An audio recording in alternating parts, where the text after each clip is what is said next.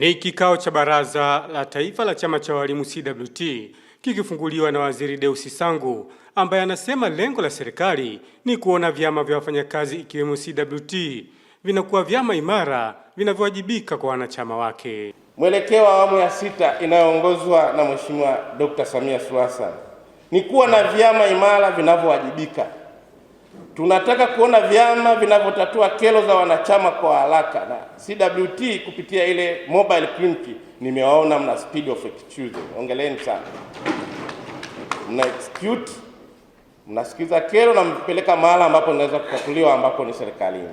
Sangu anasema wakati serikali ikiendelea kuboresha maslahi ya wafanyakazi, CWT na vyama vingine vihakikishe vinakuwa nguzo ya uwajibikaji badala ya kuwa vyanzo vya migogoro isiyo na tija inayowagawa wafanyakazi. Kama serikali tunataka tuwe na vyama imara, vyama visivyokuwa vya mfukoni, vyama vinavyotetea maslahi ya wafanyakazi, na sisi tuko tayari kushirikiana na vyama ambavyo vinatetea maslahi ya wafanyakazi na si vile ambavyo kazi yao ni kuleta fujo. Awali, Rais wa CWT Dr. Selemani Ikomba ameiomba serikali kuangalia muda wa ziada wa kazi kwa walimu kama ilivyo kwa sekta nyingine, kutokana na ukweli kwamba walimu hutumia muda mrefu kazini bila malipo ya ziada. Saa ya ziada ya kazi ni halali kisheria kwa watumishi wa umma,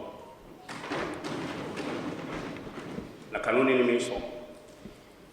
Lakini mwalimu aliyeanza kufika shuleni saa 12, na ukweli ni kwamba akiwahi kuondoka lazima iwe ama saa 10 ama saa 10:30 jioni. Kifungu hiki ambacho kinawahusu watumishi wote wa umma including walimu kimemwacha mwalimu pembeni. There is no overtime, no teaching allowance. Serikali imeahidi kuendelea kuwa bega kwa bega na CWT katika kuhakikisha haki na wajibu wa walimu vinapatikana na vinaenda sambamba.